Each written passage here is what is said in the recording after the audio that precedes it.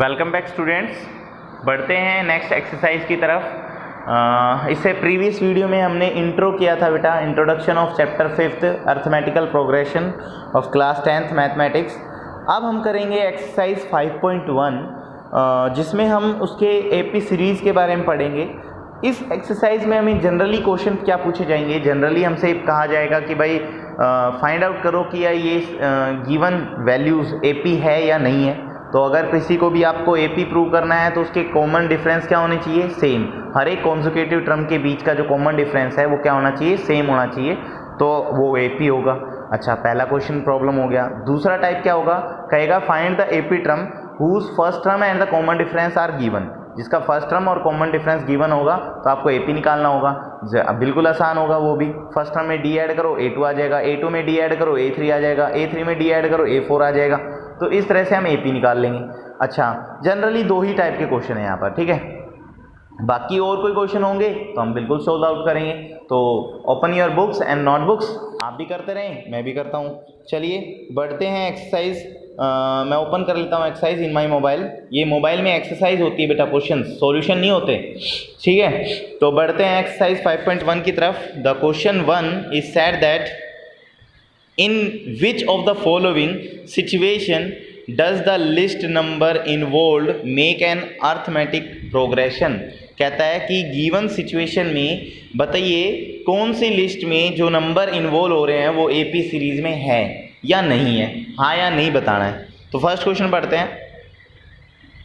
The taxi fare after each kilometre when the fair is ₹15 for the first kilometre and ₹8 for the each additional kilometre. ये पता करो ये AP है या नहीं है।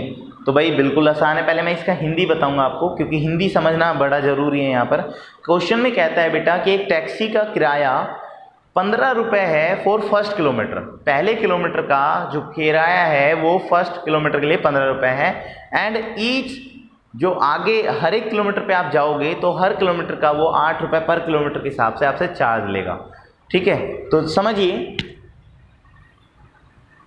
Taxi fare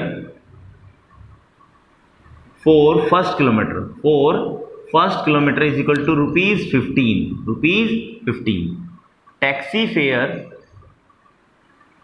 for 2 kilometre, 2 kilometre का उसका किराया हो जाएगा बेटा। पहले तो 1 किलोमीटर का, 2 किलोमीटर में से समझिए मैं 2 किलोमीटर गया, ये 2 किलोमीटर है, 1 किलोमीटर यहाँ पर और 1 किलोमीटर यहाँ पर। तो पहले किलोमीटर का तो वो 15 रुपये लेगा ही आपसे और दूसरे किलोमीटर का वो 8 रुपये के हिसाब से पैसे लेगा। तो भाई आप 15 प्लस में 8 कर दूँ इज इक्वल टू 23 रुपीज़। कितने रुपये लेगा, 23। अच्छा, taxi fare for 3 kilometre, 3 kilometre का कितना लेगा बेटा। अब 3 किलोमीटर में गया तो मैंने बताया कि पहले किलोमीटर का ही 15 लेता है, बाकी हर एक किलोमीटर पर वो 8 रुपये लेगा। कितने रुपये लेगा, 8। तो बेटा 3 किलोमीटर का किराया हो जाएगा 15 प्लस में 8 प्लस में 8 इज इक्वल टू में 31 रुपीज़। कितना रुपीज़ हो जाएगा, 31। इसी तरह taxi fare for 4 kilometre, 4 kilometre का कितना हो जाएगा बेटा, 3 किलोमीटर का किराया प्लस में 8 रुपये ऐड कर देंगे उसमें, मतलब 15। अगला अगर 1 किलोमीटर और बढ़ाऊँ मैं तो वो भैया 8 रुपये के हिसाब से चार्ज लेगा, ठीक है। तो 31 प्लस 39 रुपीज़। कितने रुपये, 39। तो बेटा चेक करते हैं कि ये एपी है या नहीं है। तो बेटा पहले निकालते हैं A2 माइनस में A1। पहले लिख लेते हैं भाई। पहले किलोमीटर का आया 15 रुपये, कितना रुपये, 15 कॉमन। 2 किलोमीटर का आया 23 रुपये, ठीक है। 3 किलोमीटर का आया 31 रुपीज़। 4 किलोमीटर का आया ₹39 और इस तरह से बढ़ता जाएगा क्योंकि ज़रूरी नहीं है कि 4 किलोमीटर तक ही निकालो, क्योंकि क्वेश्चन में ये नहीं कहा कि भाई कितने किलोमीटर तक परफेक्टली गया है, ठीक है। तो ये सीरीज़ बढ़ती रहेगी, नॉट अ एपी। जब एपी तब प्रूफ होगी जब इनका कॉमन डिफरेंस क्या होगा, सेम होगा। तो बेटा निकालते हैं डी निकालने का फॉर्मूला होता है A2 माइनस A1। तो बेटा जब 23 में से 15 घटाओगे तो 8 रुपये का क्या आएगा, डिफरेंस आएगा। तो अब निकालो D is equal to A3 minus में A2, यानी कि अब इसमें से ही घटाओ 31 माइनस में 23, यहाँ पर भी ₹8 आ जाएगा बेटा, ठीक है। D निकालो A4 माइनस में A3 इज इक्वल टू में यहाँ पर 39 में से आप 31 घटाओगे तो यहाँ पर भी कितना आ जाएगा, ₹8। तो आप चेक कर लीजिए, आप क्या लाइन लिखोगे, लास्ट लाइन लिखोगे द डिफरेंस is same या between the difference between consecutive terms are same is same आएगा, consecutive term is same, is constant या same लिख लीजिए, same, so hence it is an AP series या the given situation is in AP या the given situation in arithmetical progression, वो आपको last line देखनी है, आप कितनी अच्छी लिख सकते हो, ठीक है। तो इस टाइप का क्वेश्चन आपको मिलेगा इस एक्सरसाइज में, जिसमें हमें वेरीफाई करना होगा कि ये AP सीरीज है या नहीं है, ठीक है। तो please pause the video to note it down, this is the first part of question first, तो please pause the video to note it down. बढ़ते हैं सेकंड पार्ट की तरफ।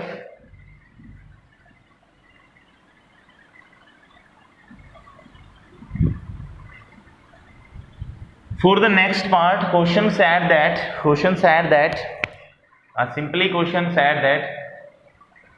the amount of air present in the cylinder when a vacuum pump क्या होता है बेटा, air निकालने का पंप होता है। कहता है the amount of air present होती है, जितनी भी हवा पंप में होती है, वैक्यूम क्लीनर लगाने पर उसमें से 1/4 ऑफ एयर क्या हो जाती है, रिमेनिंग बच जाती है in the cylinder at the time. जब हम उसमें वैक्यूम पंप लगाते हैं तो उसमें खाली करने पर, सिलेंडर को खाली करने पर 1/4 ऑफ एयर उसकी बच जाती है, 1/4 air present in the cylinder, समझ गए। तो लेट कर लेते हैं कि क्वेश्चन में हमें ये नहीं दे रखा कि कितना अमाउंट ऑफ एयर प्रेजेंट है सिलेंडर के अंदर, तो लेट करना पड़ेगा बेटा यहाँ पर। तो लेट द अमाउंट ऑफ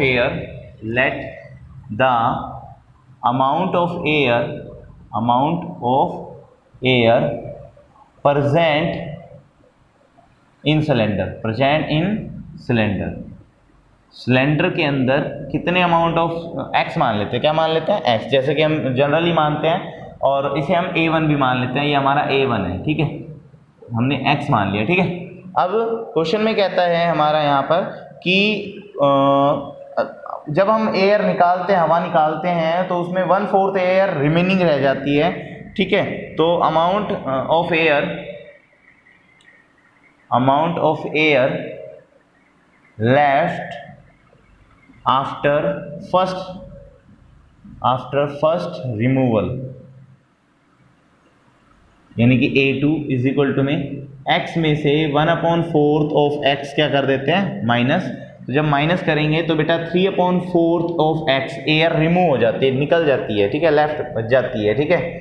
अब ये A2 माना है हमने लेट करके। अच्छा, अमाउंट ऑफ एयर, अब इतनी हवा बची हुई है उस सिलेंडर में, तो कहता है amount of air left after second removal पर, यानी कि इसे A3 मान लेते हैं बेटा, 3/4x तो है ही, उसमें से माइनस कर दो 1/4 ऑफ 3/4x, मतलब ये जो बचा हुआ था इसी का 1/4 रिमूव हुआ, मतलब एयर लेफ्ट हो गया ना, बच गया ना, उसमें रिमेनिंग रह गया, तो इसी का 1/4 घटाएंगे तो बेटा आपका आ जाएगा 3/4x माइनस में 3/16x। एलसीएम लेने पर आपका आ जाएगा बेटा 16, एलसीएम आ गया, यहाँ 12 आ जाएगा, 12x माइनस में 3x इक्वल टू में 9/16x। बस आप इतना ही निकाल लो, 3 टर्म तक, आगे निकालने की ज़रूरत नहीं है। तो इस टाइप की सीरीज़ AP सीरीज़ नहीं होती, आप एक इसकी लिस्ट बनाइए भाई। एक सीरीज़ है हमारी, पहली टर्म x है, सेकंड टर्म कितनी है 3/4x, थर्ड टर्म कितनी है 9/16x, आप बस इतना ही निकाल लीजिए। अच्छा, D निकालिए, A2 माइनस A1, D निकालने का फॉर्मूला है हमारा, ठीक है।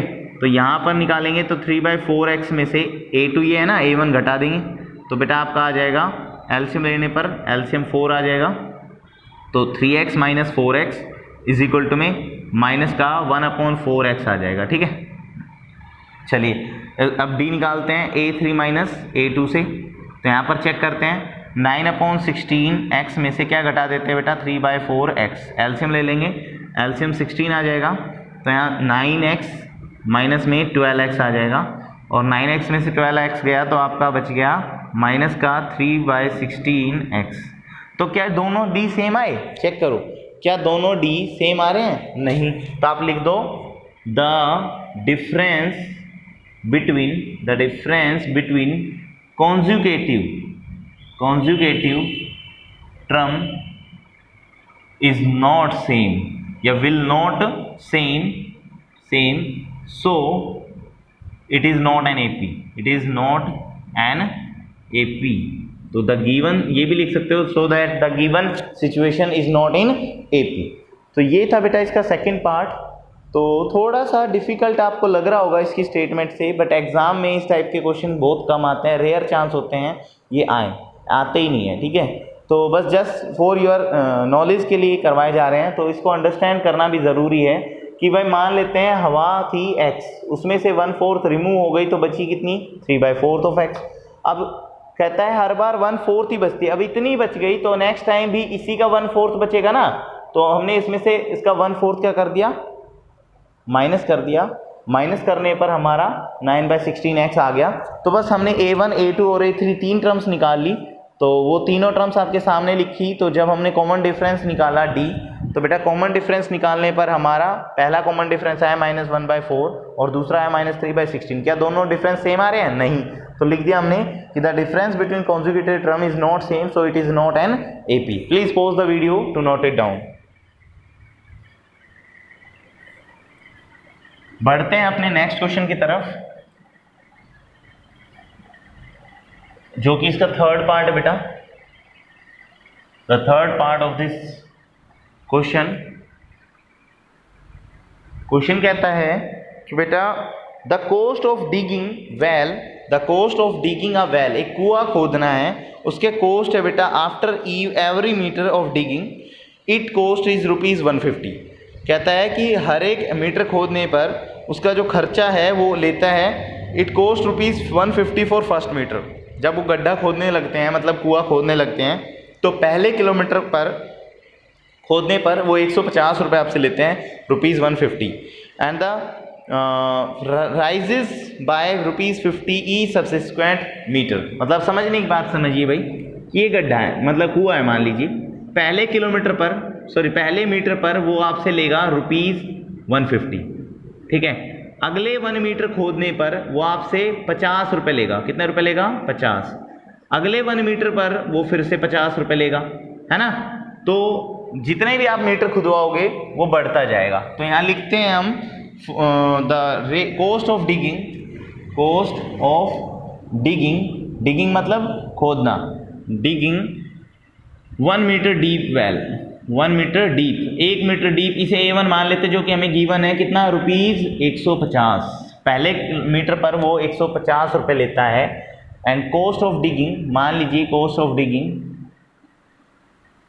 लीजिए आपने 2 मीटर खुदवा दिया। कितने मीटर खुदवा दिया? 2 मीटर डीप, है ना।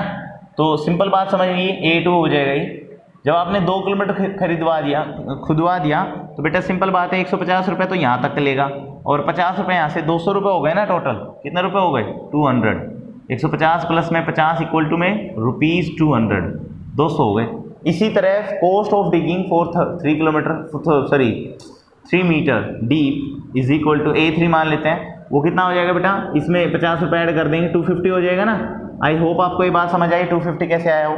Same cost of digging 4 metre, इसे हम A4 मान लेंगे, जो कि हमारा कितना आ जाएगा बेटा? 300 आ जाएगा, 300 रुपये आ जाएगा, है ना। तो हमारी एक सीरीज आ गई, इस तरह से बढ़ती जाएगी। तो सीरीज आ गई 150 रुपीज़, कोमा में ₹200, कोमा में ₹250, कोमा में ₹300, कोमा में डैश डैश डैश, आगे बढ़ता जाएगा। जितने भी आप मीटर खुदवाना चाहोगे उतना आपका कोस्ट बढ़ता जाएगा। अब आपको दिख रहा होगा ये AP है ऑलरेडी। कैसे भाई? 200 में से 150 गया 50, 250 में से 200 गया 50, 300 में से 50 गया। तो आप लास्ट लाइन लिख देना कि the difference between each conjugative term is same, so that the given situation is an AP। तो लास्ट लाइन आप खुद लिख लोगे। आई होप आपको ये समझ आया हो। Please pause the video to note it down. बढ़ते हैं इसके फोर्थ पार्ट की तरफ बेटा।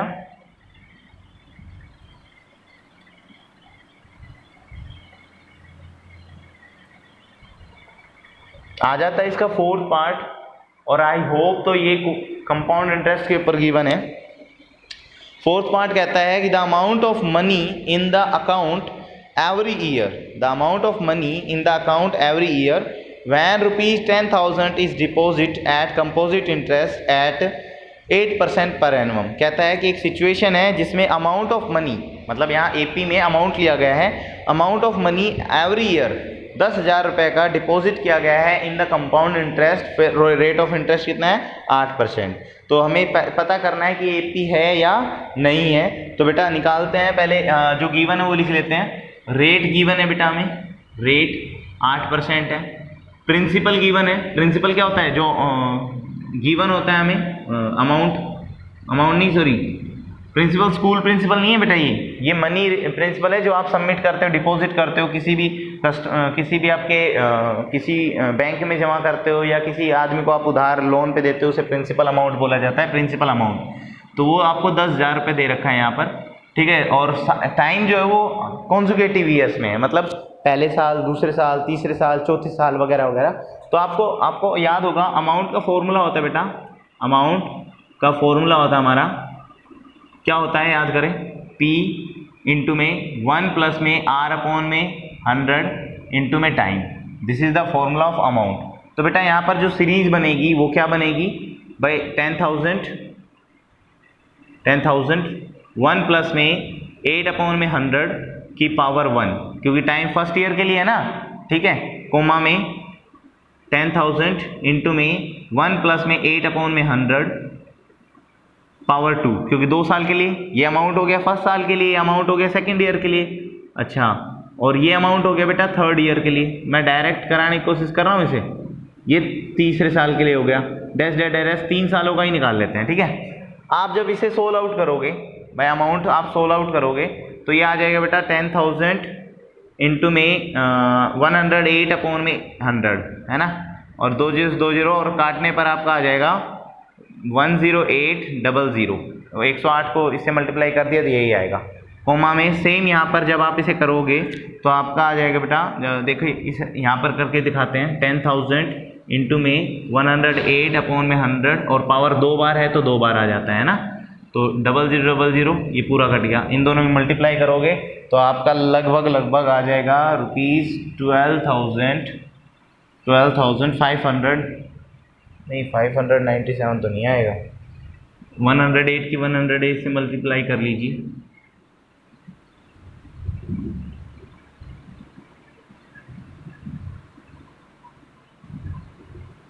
फोर 16 कैरी 1 की 11,664, तो यहाँ आ जाएगा ₹11,664।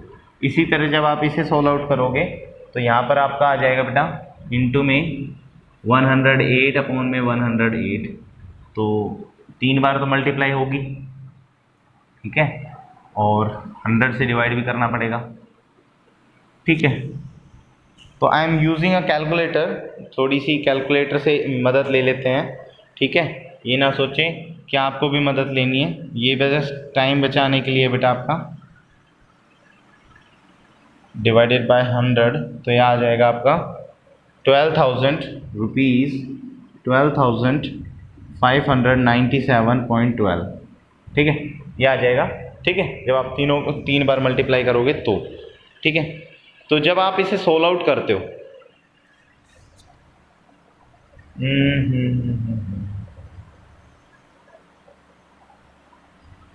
एक मिस्टेक कर दी बेटा हमने, बताता हूँ क्या, छोटी सी मिस्टेक्स है हमारी, बताते हैं क्या मिस्टेक्स है।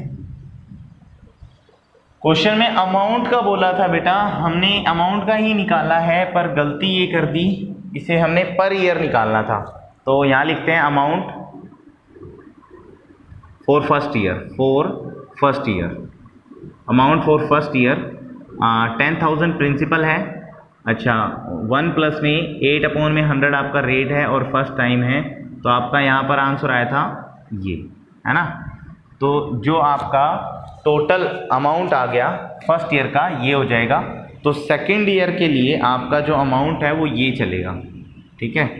तो अमाउंट अब प्रिंसिपल हो जाएगा, ये क्या बन जाएगा principal, amount for second year. अब सेकेंड ईयर का अमाउंट निकालने के लिए आपको फॉर्मूला तो यही लगाना है, पर जो प्रिंसिपल है वो ये लगाएगा, ठीक है, क्योंकि आपको याद होगा कंपाउंड इंटरेस्ट तभी निकलता था जब हम कॉन्जुगेटिव ईयर्स में निकाल रहे हैं। तो बेटा 1 प्लस में 8 अपॉन में 100 की पावर 2 आ जाएगी, और यहाँ पर 10800 इंटू में 108 अपॉन में 100 इंटू में 108 अपॉन में 100, 00 से 00 कैंसिल हो जाएगी, और इसको सिंप्लीफाई करने पर आपका लगभग रुपीज़, सोल्व करते हैं इसे, कैलकुलेटर की मदद ले लेते हैं, 108 इंटू में 108 इंटू में 108 डिवाइडेड बाय 100, तो आपका आ जाएगा बेटा 12,597.12 पॉइंट में आ गया, ठीक है। हाँ जी, अब अमाउंट निकालते थर्ड ईयर का, अमाउंट फॉर थर्ड ईयर के लिए जो आपका ये है, ये आपका प्रिंसिपल बन जाएगा, ठीक है। तो बात समझिए बेटा, जब यहाँ प्रिंसिपल बन जाता है तो ये डेसिमल हटा सकते हो आप, वो अप्रोक्सीमेटली लिख सकते हो कि सर वो अप्रोक्सीमेटली 12,597 आया है, इंटू में 1 प्लस में 8 अपॉन में 100 की पावर 3 हो जाएगी, तो आपका आ जाएगा बेटा 597 इंटू में 108 अपॉन में 100 इंटू में 108 अपॉन में 100 और इंटू में 108 अपॉन में 100।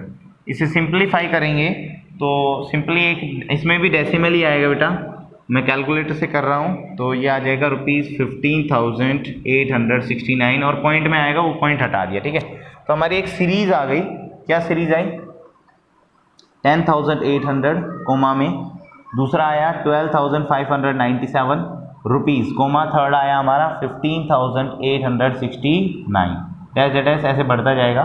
कॉमन डिफरेंस निकालिए, डिफरेंस निकालने के लिए A2 माइनस A1, ठीक है, ये आपका A1 था ना, ये आपका क्या था A2, और ये क्या था आपका A3, याद रखें भाई। D निकालिए, D यहाँ पर सेम नहीं आएगा, आप निकाल के देखिए, इसमें से इसे माइनस कीजिए, इसमें से इसे माइनस कीजिए, D सेम नहीं आएगा, तो लास्ट लाइन आप क्या लिखोगे, the common difference between two conjugated terms is not same, so that the given situation is not an AP। तो ये था बेटा क्वेश्चन फर्स्ट, जो कि कंप्लीट हो चुका है। बढ़ते हैं क्वेश्चन नंबर सेकंड की तरफ।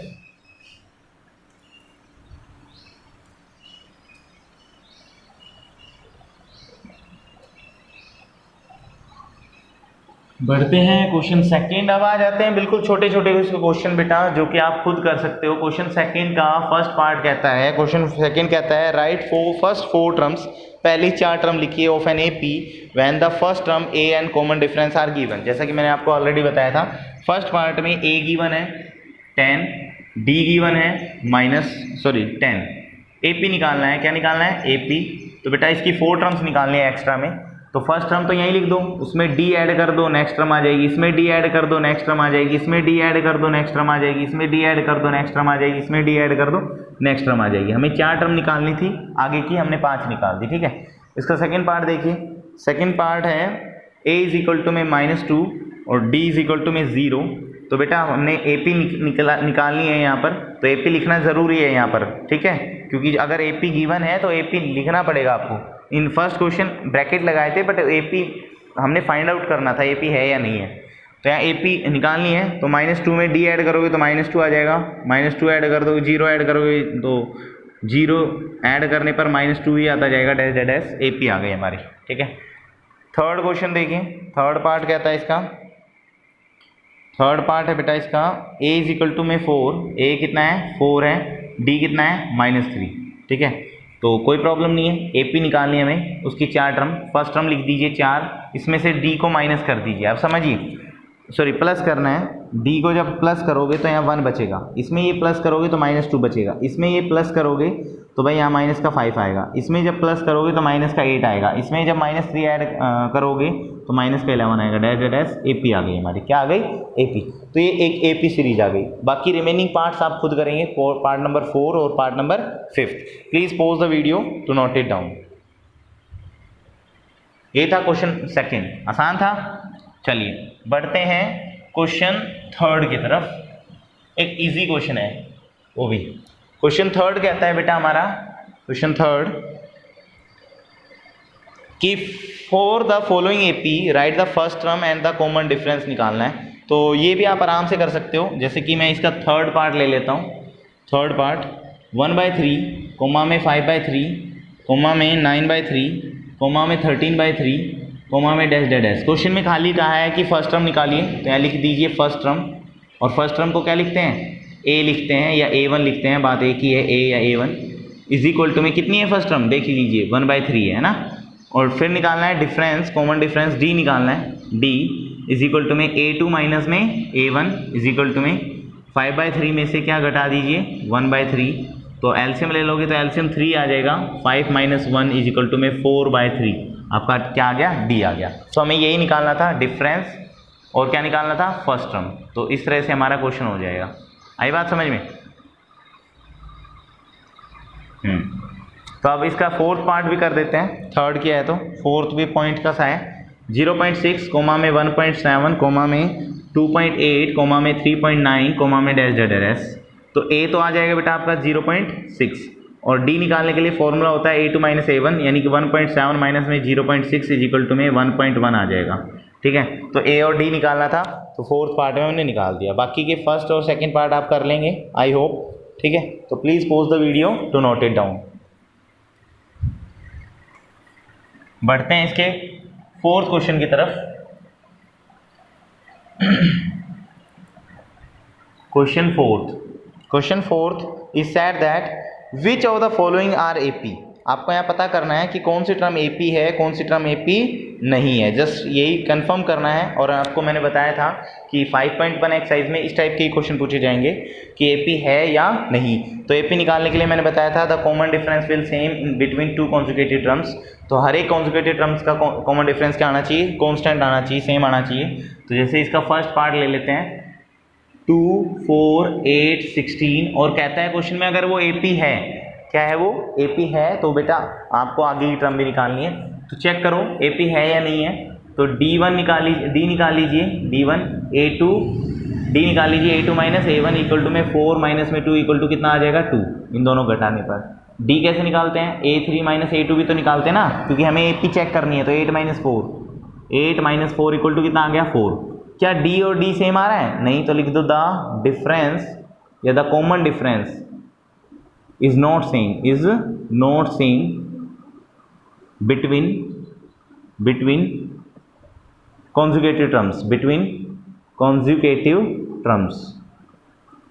conjugative terms के बीच का जो डिफरेंस सेम नहीं है, so it is not an AP, it is not an AP, या the given series is not an AP। ठीक है, इस तरह से आपको पार्ट करनी है। तो इसका सेकंड पार्ट आप खुद करके देखेंगे, थर्ड भी आप खुद करके देखेंगे, फिफ्थ पार्ट देख लीजिए, फोर्थ और फिफ्थ पार्ट। फोर्थ पार्ट देख लीजिए, -10 -6 कोमा में -2 कोमा में 2 डैश डैश डैश। सबसे पहले D निकालना है, A2 माइनस A1। यहाँ समझने की बात देखिए भाई, A2 माइनस 6 है, माइनस में A1 माइनस 10 है, तो यहाँ देखिए माइनस माइनस प्लस हो जाएगा बेटा, -6 + 10, तो यहाँ 4 आ जाएगा।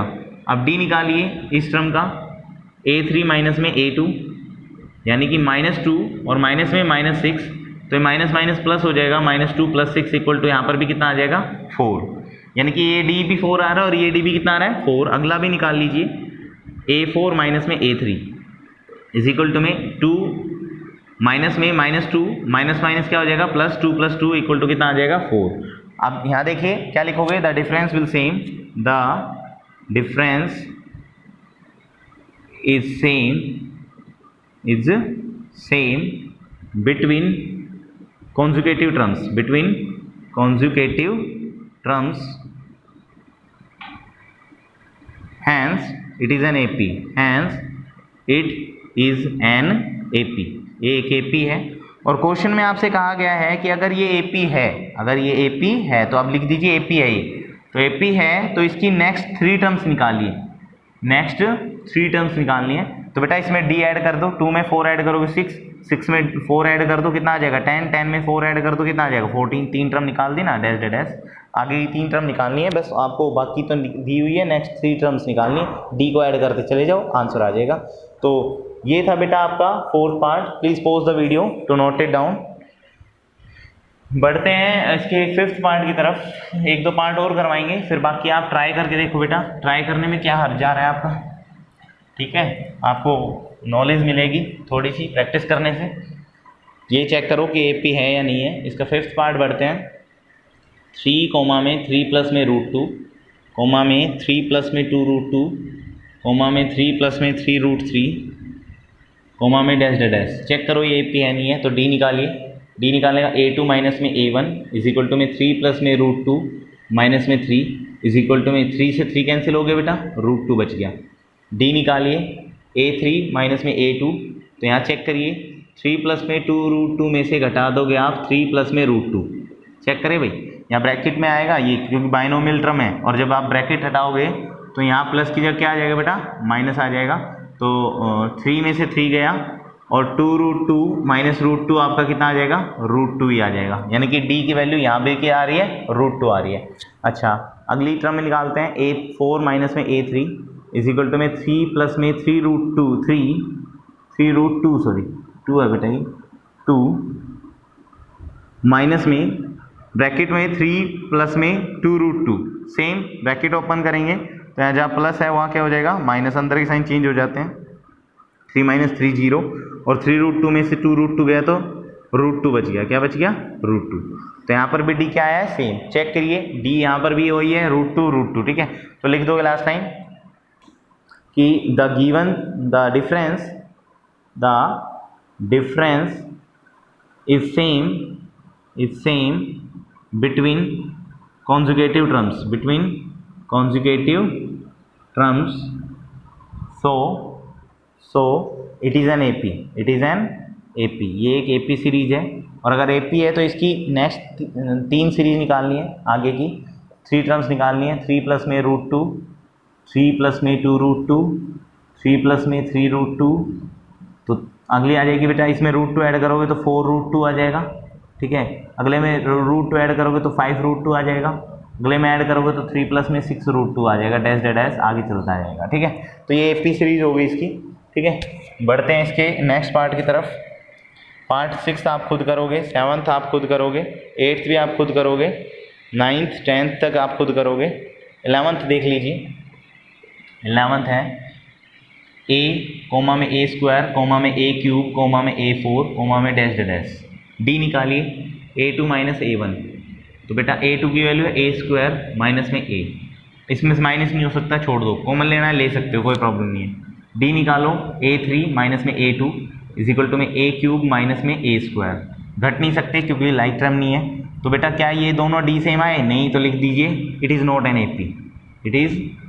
एन AP, क्यों नहीं है AP, because the common difference is not same. लिख लोगे ना ये लाइन, तो कई बार बता चुका हूँ, the common difference is not same, या लिख देना the common difference is not same between consecutive terms, ठीक है। तो इस तरह से इसके बाकी के पार्ट आप करके देखोगे। एक और पार्ट करा देते हैं, इसका पार्ट नंबर 12, क्योंकि कई बच्चों को ना 12th पार्ट में प्रॉब्लम आती है। एक ये 2 पार्ट करवा रहे हैं जिनमें आपको प्रॉब्लम आ सकती है, बाकी इजी पार्ट है सारे। Please pause the video to note it down. 12th part देखिए, इसका 12th पार्ट कहता है √2 कोमा में √8 कोमा में √18 कोमा में √32 कोमा में डैश डैश। पहले बेटा इसे ना रीअरेंज कर लीजिए। रीअरेंज का मतलब इनका रूट अगर सोल्व होता है तो सोल्व कर लीजिए, ठीक है, और नहीं होता है तो छोड़ दीजिए।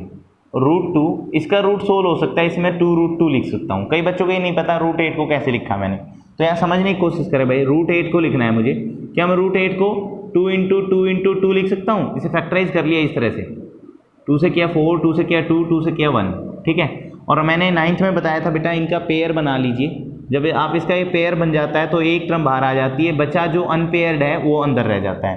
तो इस तरह से 2√2 आ गया। या फिर आप इसे ऐसे समझ लीजिए कि सर √8 इक्वल टू होता है 4 × 2, 4 2 8, 4 का रूट सर 2 होता है, बाहर आ जाएगा, ठीक है, अंदर √2 बच जाएगा, ठीक है, इस तरह से समझ सकते हो। इसी तरह √18 आपका 3√2 हो जाएगा, और ये 4√2 हो जाएगा, कोमा में डैश डैश। पहले सोल्व कर लिया आपने, ठीक है। तो पहले हमेशा जब भी रूट के क्वेश्चन गिवन हो तो रूट से बाहर अगर कुछ टर्म आती है तो उसे बाहर लाने की कोशिश करो ताकि वो सोल्व हो सके। तो अब D निकालिए, D is equal to A2 minus में A1 इज इक्वल टू में 2√2 माइनस में √2, तो ये लाइक टर्म हो गई, लाइक टर्म माइनस हो सकती है √2, ठीक है। डी इक्वल टू में A3 माइनस में A2, 3√2 माइनस में 2√2 इज इक्वल टू में √2 बच जाएगा। बेटा लाइक टर्म में से माइनस हो सकता है, 3 में से 2 गया तो 1 बचा, 1 √2 बच गया, ठीक है। अगर √3 में से कोई कह दे √2 घटाओ, नहीं घट सकता, लाइक टर्म नहीं है, ठीक है। तो अब D इज इक्वल टू में A4 माइनस में A3 और घटाइए, तो A4 है 4√2 माइनस में 3√2 इज इक्वल टू यहाँ पर भी क्या आ जाएगा √2, तो लिखोगे the difference is same between consecutive terms,